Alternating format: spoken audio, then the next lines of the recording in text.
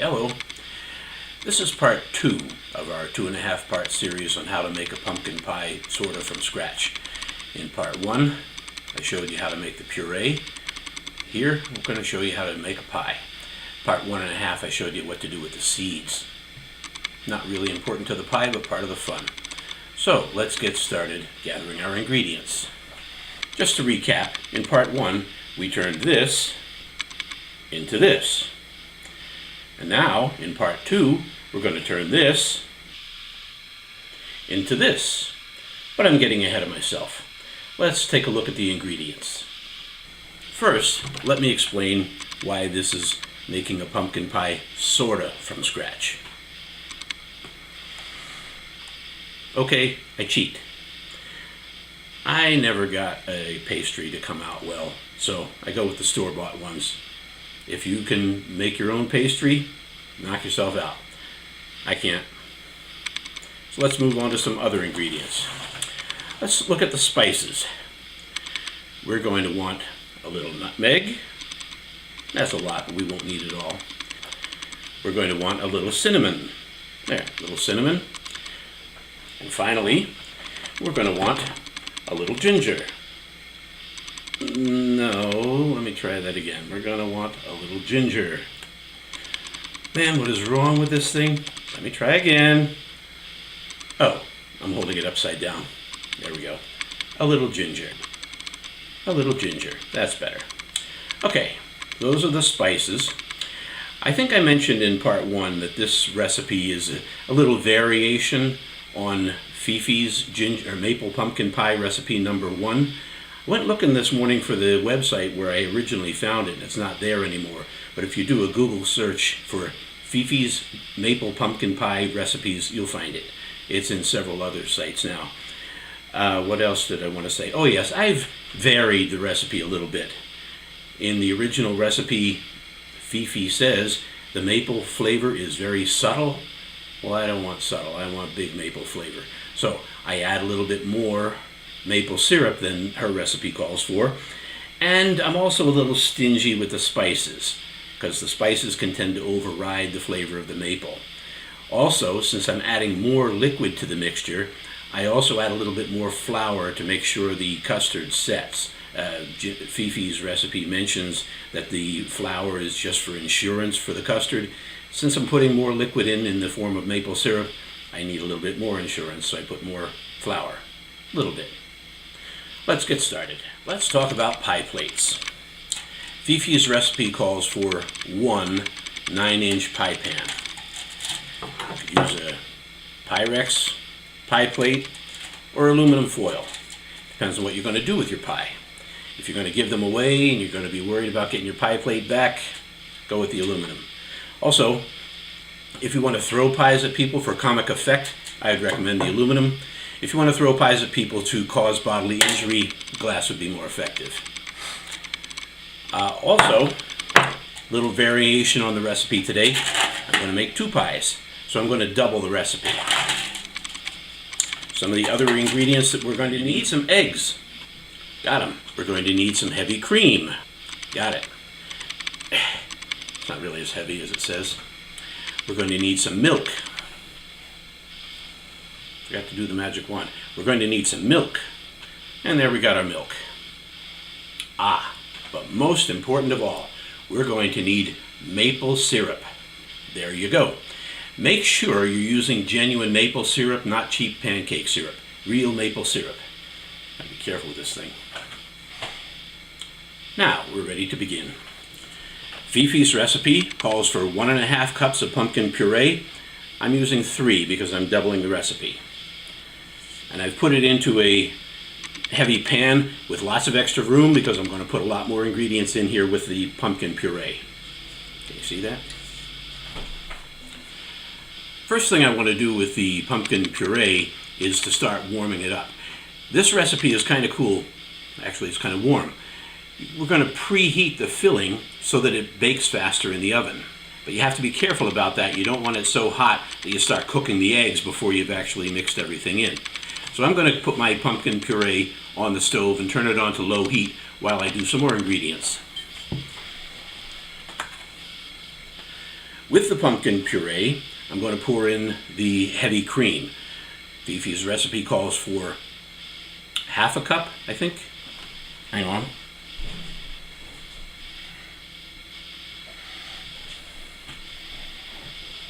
Good thing I checked. 1 cup. But again, since I'm doubling the recipe, I'll put in 2. Next, the milk. Again, the recipe calls for half a cup of milk. I checked this time. And I'm going to double that to 1 cup of milk and put it into the pumpkin puree and cream. So here's our pumpkin puree, cream, and milk mixture sitting on the stove. On low heat for now. And you have to mix this until it's smooth.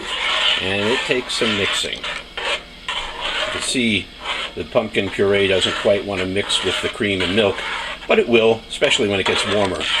You could use a mixer to do this, an electric mixer, but I might actually do that later on. But for now, I'm just going to let this slowly warm up.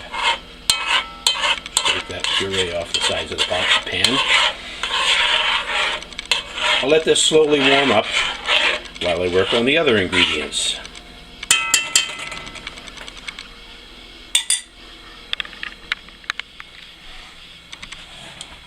Now I have the second pan. The recipe, Fifi's recipe, calls for a heat-proof bowl. I'm using a pan. It could be a bowl, but I am going to put something hot into it. I'm not going to put this on the stove, but the pumpkin puree and cream mixture I'm going to put into here, so it has to be able to resist that much heat.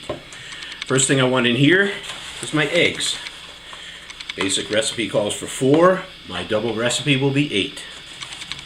Stand by.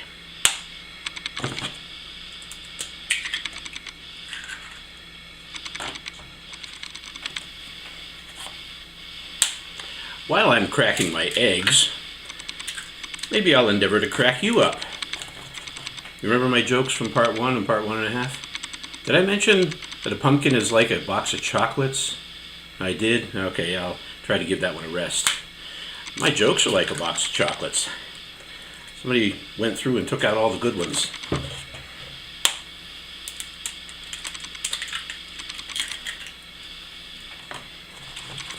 Where are we at?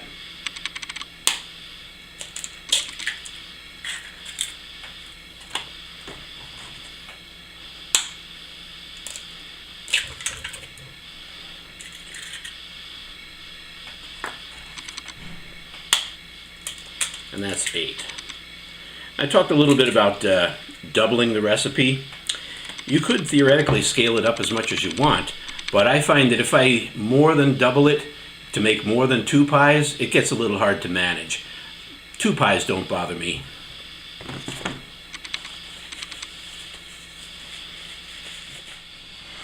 Okay, I'm going to start beating my eggs. There's nothing in here but eggs right now.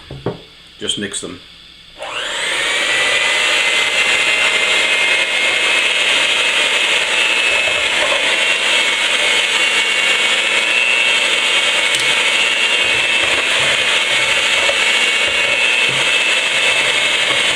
Slippery buggers.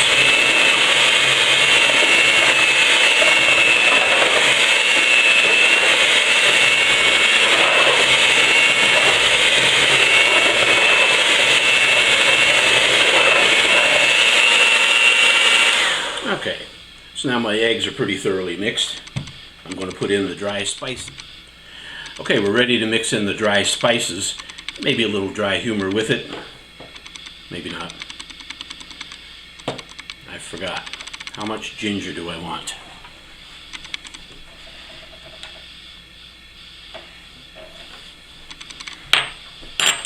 Quarter teaspoon of ginger. Now, I mentioned that I'm going to be modifying the recipe. I want that maple flavor to come out. So I'm going to be a little stingy with the spices. Quarter teaspoon, we'll scale up to half a teaspoon, but I'm going to be a little stingy on that half a teaspoon. Yeah.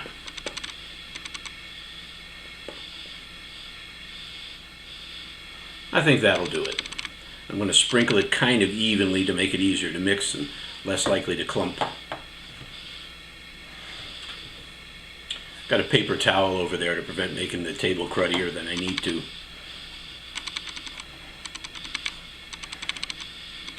I don't know why I put that thing back. I never use it. And how much cinnamon do I want?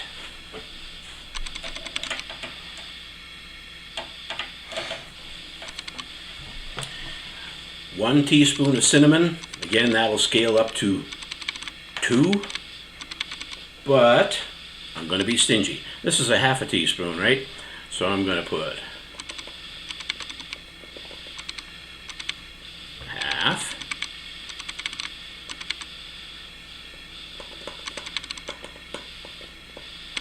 That's too much. There we go, and another half. And a third half. And that'll do it. I'm not going to put 2 full teaspoons, 1.5.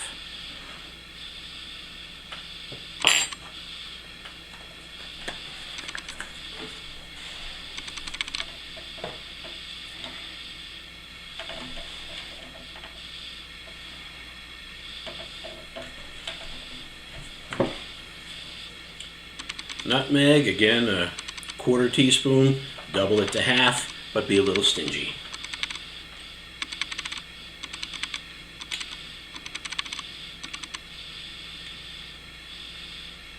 That's not stingy. There, that'll do. Ideally, I should be mixing this as I'm pouring, but I only got 2 hands. Actually, I'm a little bit short-handed today. Got stung by a wasp this morning. What was a wasp doing out in the woods at the end of October? Stinging me.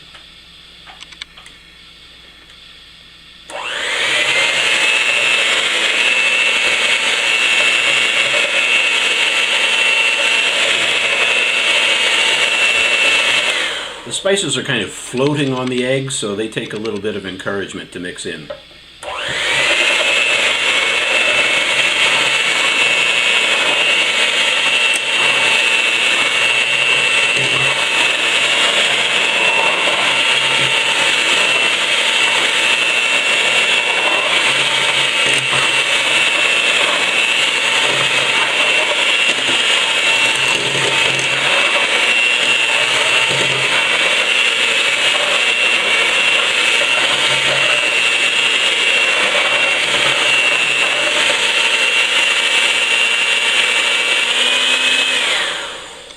I think that'll do. 1/2 cup of maple syrup, double it to a cup, and go a little over the top because I want extra maple in here. Now this time I am going to blend it two-handed because otherwise it just wouldn't blend. Got the blender in my non-stung hand.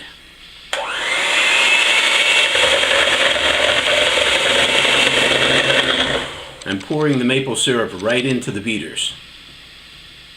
I think it mixes better that way.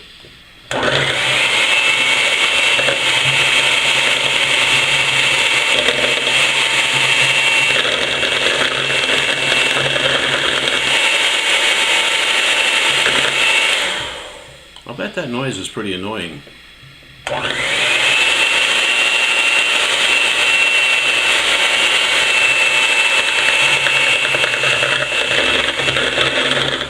Let it dribble. Don't want to waste any of that maple syrup.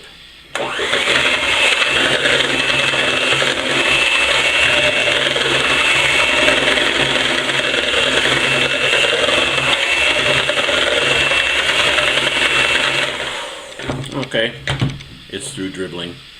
Now I'm going to get the flour. By the way, each time I get up for one of these little breaks, I go over to the puree and cream mixture and stir it a little more. Soon I'm going to have to turn up the heat, but not yet. Okay, flour. 2 tablespoons. Double it to 4, and I'll make it about 4.5 because of the extra liquid that I've put in. And again, I'm going to beat the mixture while I add the flour and add the flour slowly so it doesn't clump up too much. Show you my measure first. Can't find my measuring spoons. That's about a tablespoon.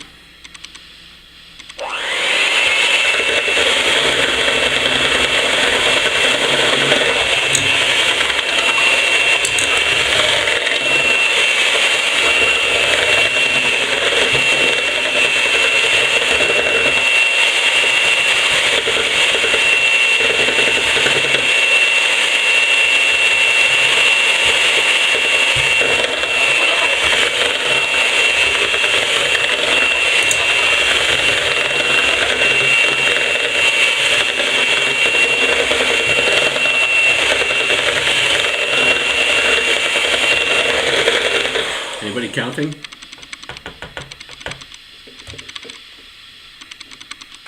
Too much.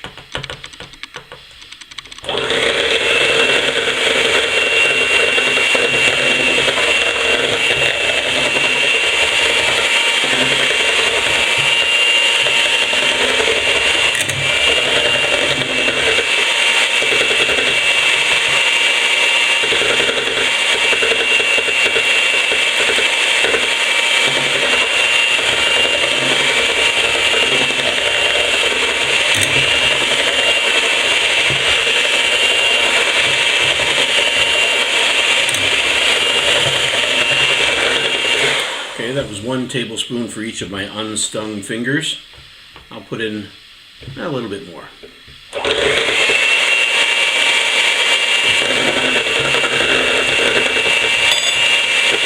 going to shut you down while I finish getting rid of the clumps.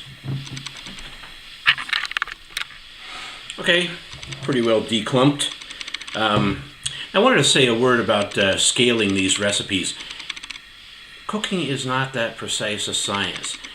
The main thing that's going to drive how much you can make is how much pumpkin puree you got out of your pies. So, backward, how much you got out of your pumpkins. So, say you only have 1 cup and you don't have the 1.5 to make the full recipe. Scale everything down by 1/3. Now, what's 1/3 of a 1/4 teaspoon? Don't worry about it. Wing it. If it doesn't come out the exact same way every time, it tastes more homemade. Don't worry about it. You can scale this recipe within reason by just a pinch, just like the old-fashioned cooks did. Okay, now we come to this part.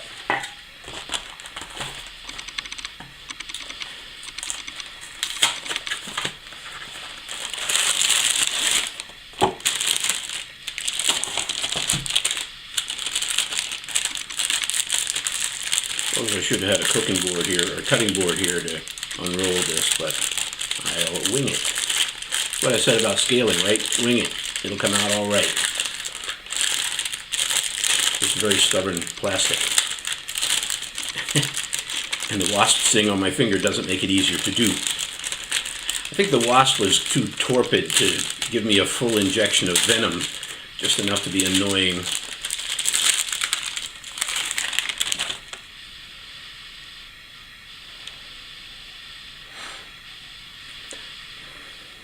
Now, one thing you'll soon discover, these pie crusts just about exactly fit the 9-inch pie pan. But if you have a little bit left over, you can use it. You can, trim off the excess, and then bake those little strips in the oven, and the kids think it's a cookie. And it's probably not health food, but it's probably a little bit less unhealthful than a real cookie. And even though it doesn't taste as sweet as a real cookie, kids like it just for the novelty of it. Go for it. Another thing you can do, especially if you're using an 8-inch pan, you get a lot of dough left over, pastry I should say.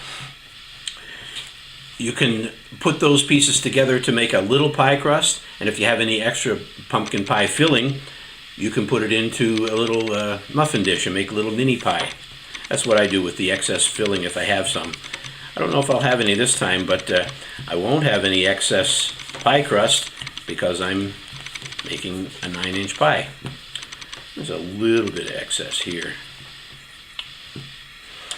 You can make little fluted designs in the pie crust around the edges.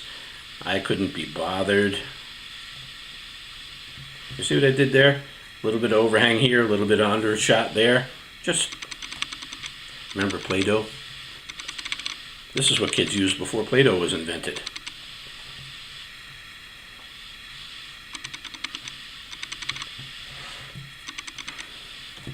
Okay, there's one. I won't bore you watching me do the other.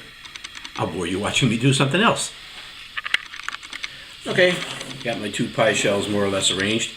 Now we're going to do something I'd never heard of until I found this recipe. It's a long time ago now, but this is cool, or warm. We're going to bake the pie shells before we fill them. And that will create a glaze or crust on the pie shell so that the filling won't soak into it. Pretty good idea. I'm going to set the oven for 400 degrees, let it warm up because I forgot, and then I'm going to put these pie shells in there for about 15 minutes. While the pie shells are baking, I've turned up the heat on my pumpkin cream mixture, and now I'll have to stir it more often than I was because I don't want it to burn. We want it to be really warm, but not cooking. Not boiling, not hot enough to cook an egg. Because I'm going to pour this into the egg mixture. And then he realized he should have put the puree and cream into the smaller pan because all the ingredients come together in the pan where the eggs are. Oh well, it'll hold.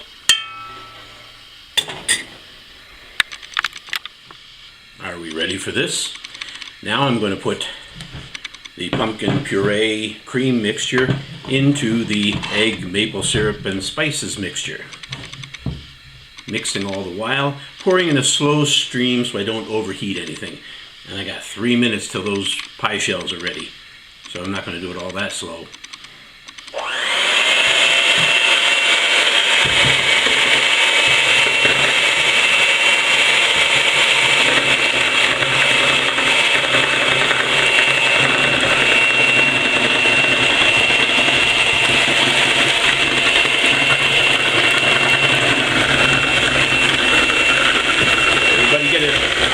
Everybody get a good look at the bottom of the pan? Thank you. Come on.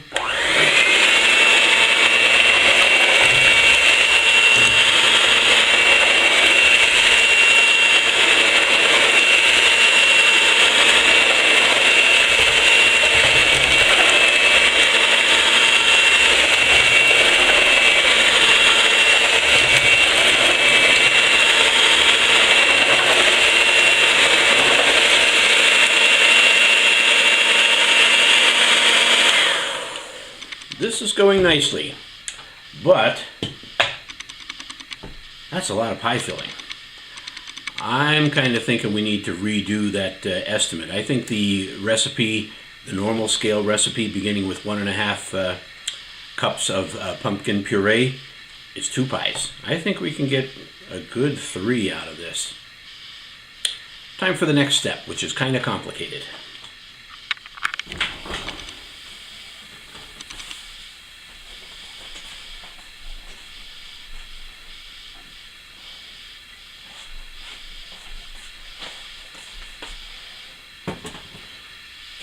What we're going to do here is ladle this filling into the pie shells. That way we minimize the risk of spilling the filling all over the place, especially all over the place inside the oven. I'm going to pull the rack out a little way and move the mixture close to the pan so I don't spill too much on the way. Let's do the far one first. By the way, if the pie crust bubbles up a little bit, you can just kind of push it down. Once it gets the filling in it, it'll kind of go down anyway. There goes some.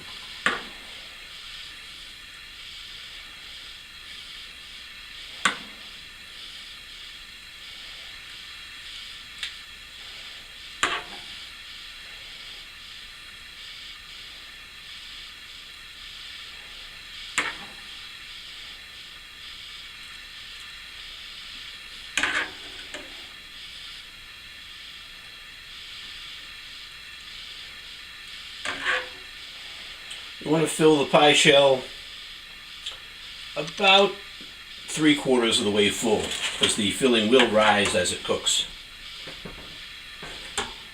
Forgetting what I can touch here and what I can't.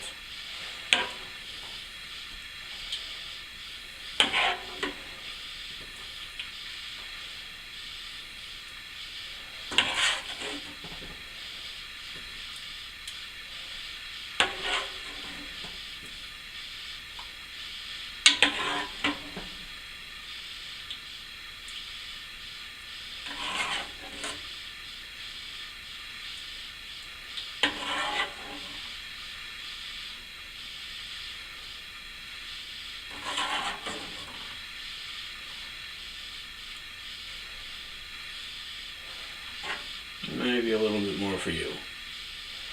A little bit more for you. Yeah, this one needs a lot more.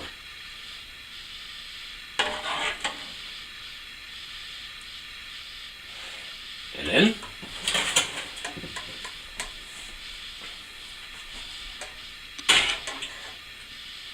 carefully push the oven rack back in. Don't spill anything. Wipe up what we did spill before the wife discovers it. Oh, it's already baked on a little. And bake for 25 minutes at 400 degrees. Okay, that's 25 minutes. Let's see what we got. I once read something that said, never precede any demonstration with an introduction more committal than, watch this. So, with that in mind, watch this.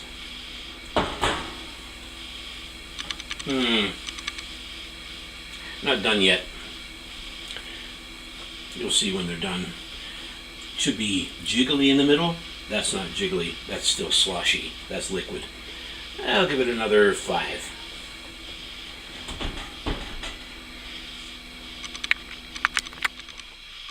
Okay, let's try this again. Actually, I know they're done now because I checked before I turned the camera on.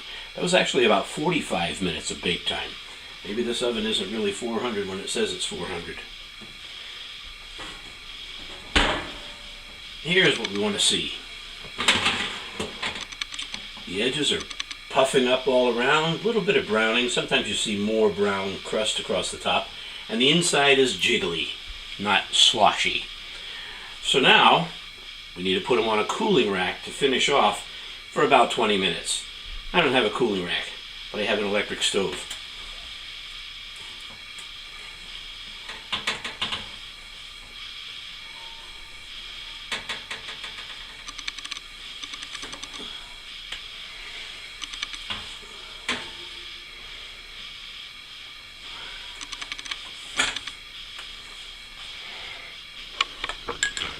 So you put the pies on the electric stove burners to cool off for about 20 minutes. I'm going to leave the oven on because while these pies were baking, I queued up a couple of more shells to use the rest of my filling. Won't include that in the video. Dang. Overflowed the camera's memory right at the moment of truth. Well, I don't know how much of that I got, so I'll repeat the whole thing. The grandchildren still haven't arrived from wherever their father brought them this afternoon, so I'll have to do the final testing myself. Ordinarily, I like to let the kids each have a piece and then wait a couple of hours, and if none of them get sick, then I'll have a piece. But I'll have to do the testing myself. Here it is. You can see it's a lighter color. I think you can see lighter color than a typical store-bought pumpkin pie. And that's because this is made from an actual pumpkin. Store-bought pumpkin pies are often made with a variety of pumpkin and squash, some of which might have a darker flesh than what we'd normally call a pumpkin. That's not false advertising. There is, in fact, no real legal definition for what's a pumpkin versus what's a squash. But this is what most speakers of American English would call a pumpkin. And this is what made that pumpkin, and is not as dark as the store-bought pumpkin pie. It's good, and with this particular variation, of course, there's the maple flavor.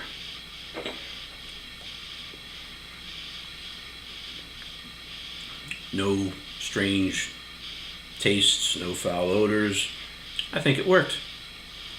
I'm going to enjoy my pie. I don't know when the kids are coming home, but there might not be any left by the time they get here. Too bad for them.